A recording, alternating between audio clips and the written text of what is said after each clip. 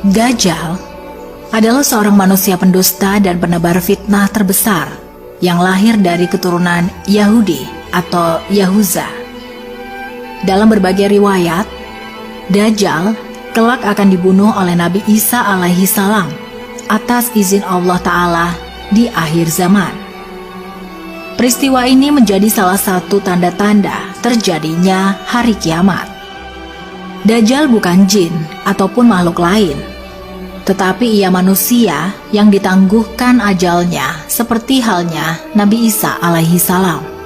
Dajjal lahir di negeri Samirah atau Samaria, negeri kecil di Palestina, warisan Nabi Sulaiman. Negeri Samirah ini berasal nama seorang dari Bani Israel, Musa Samiri, pembuat berhala sapi emas. Ia pengikut Nabi Musa alaihi salam yang kemudian sesat dan merupakan tokoh kafir yang disebut dalam Al-Quran. Dajjal lahir dari seorang ayah dan ibu keturunan Yahudi yang 31 tahun tidak dikaruniai anak. Ketika lahir, Dajjal menjadi anak yang paling menyengsarakan kedua orang tuanya. Sebagaimana digambarkan oleh Rasulullah Shallallahu Alaihi Wasallam, ayah dan ibu Dajjal itu melewati pernikahannya selama 30 tahun tanpa melahirkan satu anak pun. Kemudian, lahirlah dari mereka seorang anak laki-laki yang buta sebelah matanya. Ia menjadi orang paling berbahaya dan paling sedikit manfaatnya bagi kedua orang tuanya dan bagi umat manusia. Kedua matanya tertidur, tetapi hatinya tetap terjaga. Keluarga Dajjal, ayah dan ibunya adalah penyembah berhala. Mereka menyembah berhala berbentuk sapi betina. Menurut Dr. Isa Daud dalam bukunya, Kemunculan Dajjal di Segitiga Bermuda, Dajjal lahir 100 tahun sebelum kelahiran Nabi Musa alaihi salam. Ada yang menyebutkan cikal bakal Dajjal lahir dari nama Musa Samiri, si pembuat berhala sapi emas. Dajjal kecil sengsarakan orang tuanya. Sementara dalam buku Izaru Al-Masih Ad-Dajjal disebutkan, Dajjal lahir dari hasil hubungan ketika ibunya sedang menstruasi. Lalu terjadilah kehamilan sebagai pengaruh perbuatan iblis. Dikisahkan pada malam yang menakutkan, diiringi embusan angin dan hujan lebat, pasangan suami istri itu mendengar suara dari patung sapi betina yang mereka anggap sebagai Tuhan mereka. Kemudian, patung itu memberitahu kepada mereka akan kelahiran seorang anak. Setan mengetahui keinginan suami istri itu mendambakan seorang anak laki-laki. Karena itu, setan memperdaya berhala itu seakan-akan memberi karunia anak dan meminta korban-korban sesembahan. Demikianlah cara setan menipu daya manusia.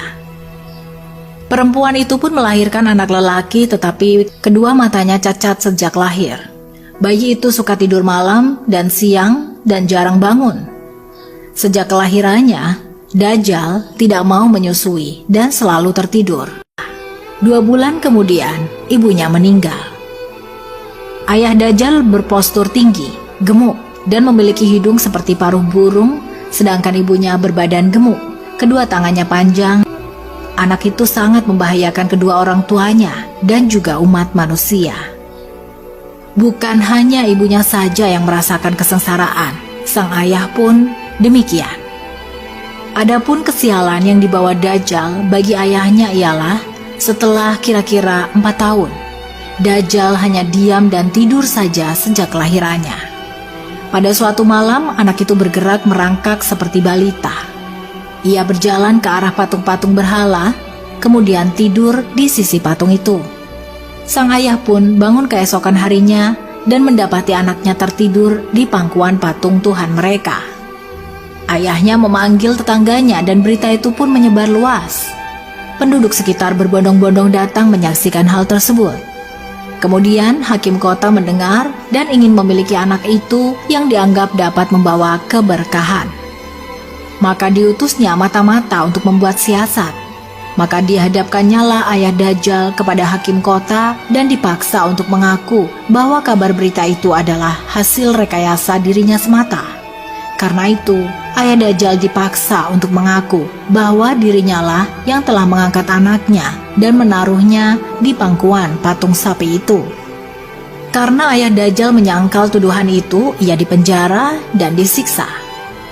Sementara Dajjal diambil oleh hakim dan dirawat di dalam istana. Dalam menghadapi siksa di penjara, ayah Dajjal tidak kuat sehingga ia terpaksa mengakui kebohongan itu. Setelah ia mengaku, ayah Dajjal pun diusir. Maka tinggallah ia sebatang kara karena ulah anaknya itu. Dalam keterasingannya itu, ayah Dajjal meninggal dalam penderitaannya. Setelah berada di dalam istana selama kira-kira 1 tahun 1 bulan, negeri Samiri dilanda bencana dahsyat. Allah Ta'ala memusnahkan negeri itu karena perbuatan penduduknya menyembah berhala dan maksiat yang melampaui batas. Kemudian Allah memerintahkan Jibril menyelamatkan anak itu dan membawanya ke sebuah pulau terpencil yang terletak di tengah-tengah lautan luas yang disebut Laut Yaman. Pulau yang didiami Dajjal ini dikenal dengan nama Jazirah Ats-Subban Ar-Rohib wa Adzaba Al-Halba, yakni sebuah pulau yang terdapat ular mengerikan dan hewan berbulu tebal. Hewan melata yang berbulu lebat inilah yang menjaganya selama Dajjal mendiami pulau itu. Hewan ini disebut sebagai Al-Jassasa yang bisa berbicara layaknya manusia. Pulau itu berukuran kecil, bagaikan tumpukan bebatuan. Pulau itu terpisah dari gugusan pulau-pulau yang banyak jumlahnya. Dajjal sepanjang hari, sepanjang tahun, selalu tidur layaknya penghuni gua. Untuk diketahui, kisah Dajjal ini tidak ditemui dalam riwayat yang sahih. Adapun kebenarannya, kita masih membutuhkan referensi yang sahih selain yang diceritakan oleh buku-buku dan literatur. Jika memang kisah tersebut benar adanya, maka kita memohon kepada Allah Ta'ala agar diberi rahmat dan taufik sehingga bisa selamat dari fitnah Dajjal di akhir zaman nanti. Mengapa Allah menciptakan Dajjal? Ini penjelasannya. Mengapa Allah menciptakan Dajjal di akhir zaman?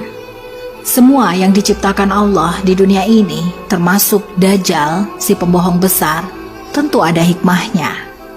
Tidak ada seorang nabi kecuali telah memberi peringatan umatnya tentang seorang manusia pembohong yang matanya buta sebelah. Selain buta sebelah, di antara kedua matanya tertulis kafaro, yang artinya kafir. Allah memberikan Dajjal